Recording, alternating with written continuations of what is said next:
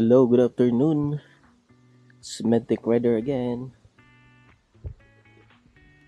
This video is ano na po, update or review dun sa in-install kong big tires last time.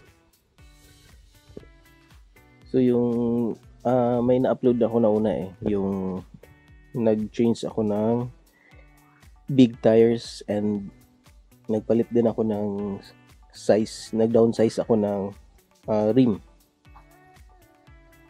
So hindi ko nagawan agad ng review kasi medyo busy.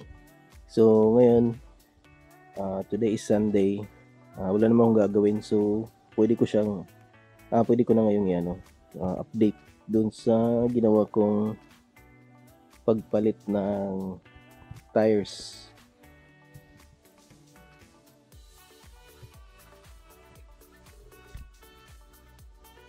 Bale, ito na yung itsura niya. Ito na yung pinalit ko. So, pangalawang palit ko po ito. So, ito siya.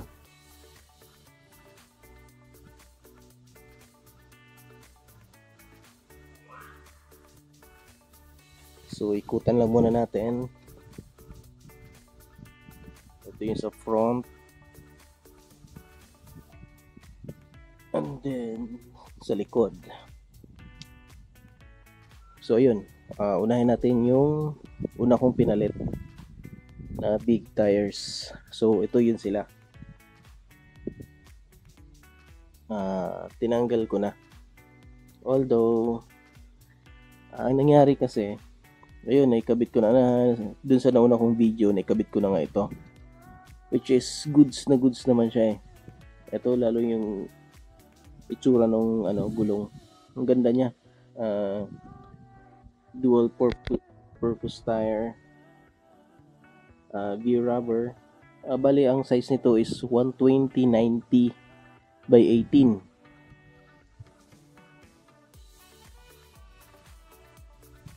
Bali ito yung una kong nilagay. Una kong pinalit nang nag-upgrade ako ng tire. So yan, kita nyo naman. Malaki ang difference dito sa pinalit ko. By the way, yung stock tires niya ay nabenta ko na. So, hindi ko na maipapakita sa inyo yung comparison. So, itong dalawa na lang.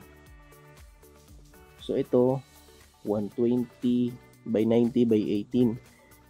And then this one, itong pinalit ko ay 110/80/18. So ayun, so malaking difference. Mas matangkad to, of course, 120/90 ito so matangkad siya. And mas malapad. And then itong pinalit ko is pang cruiser to na type na gulong. Ang brand nito is Swallow X-Worm yung model niya. So yun, pag kinumpara natin yung sa gilid, so makita naman mas makapal yung sidewall nitong kasi nga 90% ng 120. Samantalang yung isa so 80% lang ng 110 yan. So ayun, sa likod naman, ito yung una kong kinabit sa likod 140/80/17. Ito, ang ganda na itsura niya. Medyo hawig konti ng Pirelli MT60. Yun talaga ang pinakagusto kong gulong sana. Kaso medyo mahal. Ang layo ng presyo nito sa Pirelli MT60. So yun, ito yung kinabit ko last time.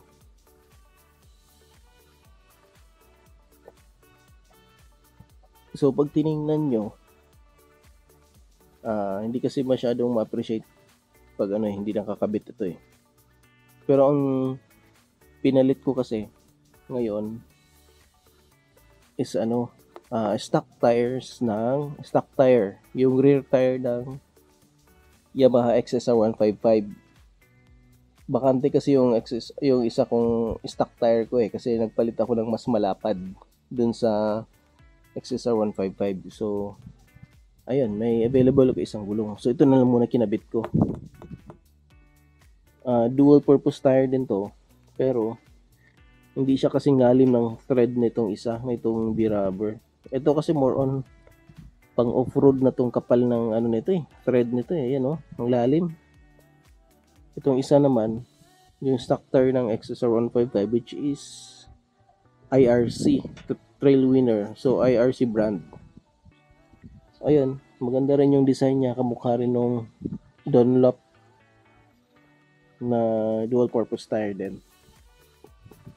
So goods na goods, pero yung size nito is 140 70 by 17. Samantalang itong isa is 140 by 80 by 17 din. Kasi nagpalit ako ng rim. So nag-downsize ako ng rim na 17. Para marami kang choices. Kasi 18, 19 na rim, ang hirap mamili Konti lang pagpipilian mo. Unless pag nag-17 ka, ang dami mong choices. So yun, samantala, ito muna ang ginamit kong para sa likod, para naman magamit ko. So ito, ibebenta ko na lang tong itong B-rubber. So yun, pinakita ko na sa inyo yung pinalit.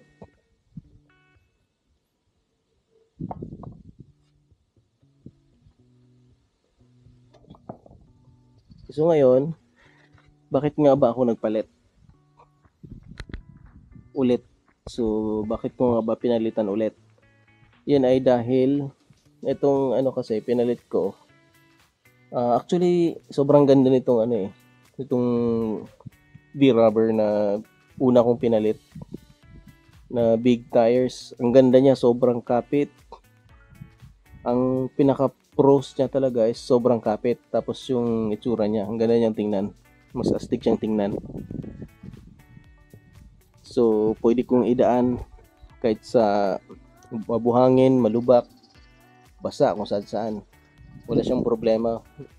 Never akong nag-skid dyan Kahit may mga nadadaanan akong mga lubak na parts. So okay naman siya. So maganda. Pero ang ko kasi mabigat. So binuhat ko to nung nakaraan kinumpara ko dun sa stock tires nito. Ang halos kalahati yung difference ng bigat Ito medyo mabigat siya.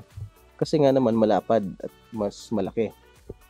Kaya yun, napansin ko medyo hirap yung motor. Hirap siya lalo sa sa speeding. Gusto mong mag 100 agad sa speedometer mo, mahirap. So kailangan mo pang extra gas.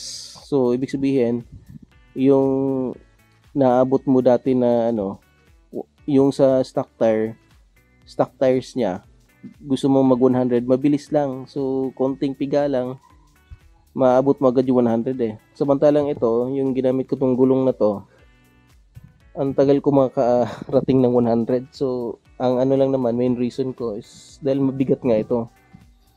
So kailangan ng extra effort ng engine para bumilis.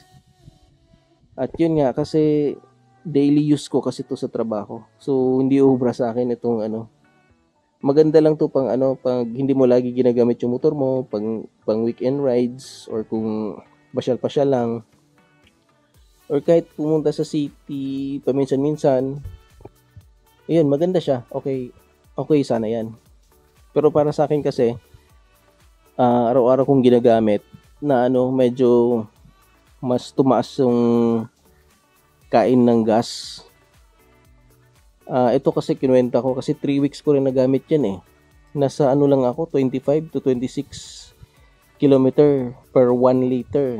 So ibig sabihin yung 1 litro ko, ang kaya niyang itakbo is lang, 25 to 26 kilometers.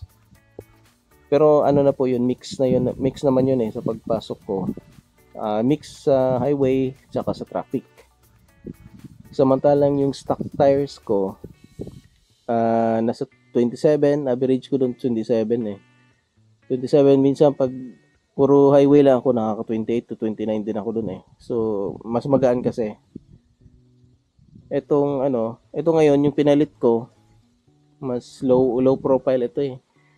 Mas, ano bang tawag dito, mas maliit siya compare doon sa stock. Pero mas malapad ng konti ito. Tapos ito naman sa likod, yung stock kasi 130/80, ito naman is 140/70. So yung ano nila, yung height nila halos the same lang. Mas malapad lang ito na konti sa stock. So okay ang ano nito eh.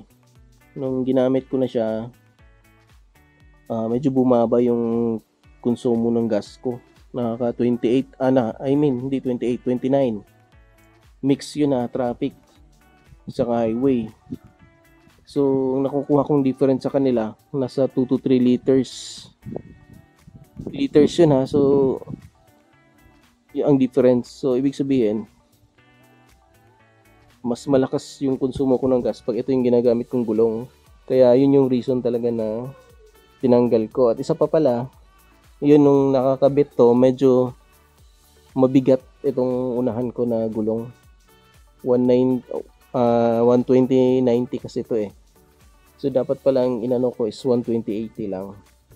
Siguro yun yung sakto lang. Ito medyo mabigat. Pag paliko-liko, ramdam mo yung bigat na manibela pag paliko-liko, lalo pag singit-singit sa traffic. Medyo mabigat siya. Yun, pinakaunang reason ko kaya ako nagpalit is dahil nga tumaas yung consumption ko ng gas, and then mabigat siya. Mararamdaman mo rin naman talaga yung manibela na bumigat siya. So pag gusto mong magpatakbo na mabilis, hindi siya ganoon kabilis, yung hindi mo makukuha agad yung gusto mong speed. Ayun, daily use. So sa kwenta ko kasi 2 liters dun yung difference nila eh. So 2 litro, magkano ang litro ng gasolina ngayon? O sabihin natin 60. Tapos pasok ko 5 days, so balikan. So 10, so 10 takbuhan 'yon. Papunta pabalik times 2 liters. Ang laking bagay din. So additional gastos ako dito pag ito yung ginamit ko. So mga din, sa isang linggo 20 liters din yung additional gastos ko pag ito yung ginamit ko.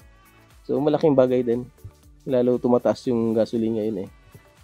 So ayun, naisip kong pagpalit ng mas maliit na tires. So ito na ngayon yung Swallow na X-Worm. Maganda yung nito eh, smooth na smooth siya, magaan. Mas okay pa nga ito compare dun sa stock. And then yun nga, kinumpit ko ulit yung consumption ko ng gas. So ang ginagawa ko kasi is nagpo-full tank muna ako. Tapos hindi kasi accurate ang nito eh.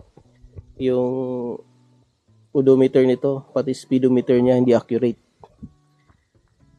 So ang ginawa ko, nag-download ako dun sa app sa Android, yung GPS, ano pong tawag nun, basta GPS something na installed ko. Tas may nakalagay kasi doon distance na travel mo. Ayun, yun yung inano ko lang hanggang next full tank. So unang full tank ko, set ko sa 0 yung odo, tapos hanggang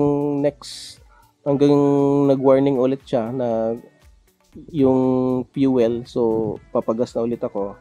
So tinotal ko yung yung ilan yung lahat ng natakbo ko dun sa full tank. Tapos nagpagas ako kung ilang liters ang full tank ulit. Yun yung kinumpit ko. So dinivide ko. So nakakaano ako nito, 29 kilometers per 1 liter. So ayun, mas matipid siya. Malaki ng difference dito sa isa. So siguro kung more on highway lang daan ko, hindi ako dadaan ng traffic, baka makaka 30 plus pa ako dito eh. Kasi ang claim na binili kasi is 31 kilometers per 1 liter. Siguro sa ano yun, pag walang traffic yun, controlled environment, so baka highway lang yan lahat. Pero syempre, yung dadaanan ko kasi is may mga traffic din na lugar eh. Kaya yun, malaking bagay sa akin. Medyo makatipid-tipid pa ako kasi nga nagbabayad pa ako ng toll gate. So 77 din yun times 2. Ayun, malaki din. So yun, ito yung pinaka-reason ko talaga bakit bumalik ako sa mas maliit na tire.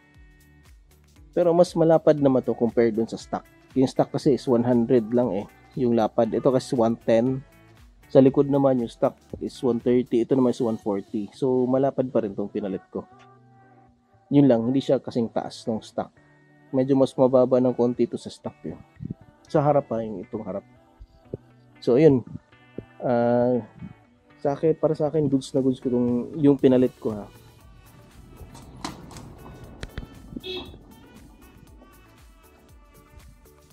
Yun lang ang ano lang is magkaiba sila ng brand, magkaiba ng design din. Pero siguro pag nabenta ko na yung ano, itong V-Rubber yung pinalit ko dati, baka papalit ako ng same na design, ang same brand. Pero sayang kasi ito eh, kaya antayin ko muna mapudpud to. Ayun, yun lang naman. Yun lang yung update doon sa big tires. So overall naman, pag ito yung ginamit nyo, yun nga, pag hindi naman daily use, walang problema. Ang ganda rin nito, ang ganda rin ng performance nito eh. Hindi lang talaga siya pwede sa akin na everyday na gamit.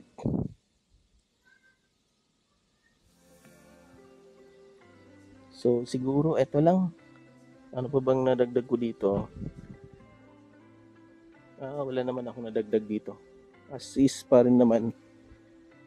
Ay, ito pala. Ito lang pinalitan ko. Kasi yung stock sobrang simple kasi yung footstep ng likuran eh, dun sa stock. So pinalitan ko siya ng ganito. Ito ay may chrome din para medyo okay din yung tsura. So ito is pang XRM. Sa online ko lang din nabili. Mura lang, nasa 200 plus kabilaan. Ito nga, plano ko ring palitan to eh. Yung pang Honda Rebel sana. Kaso, magpapa-welding ako ng bracket. Pero, pag-iisipan ko muna. Ayun nga, may nakita na kung pwede kong ipalit dito.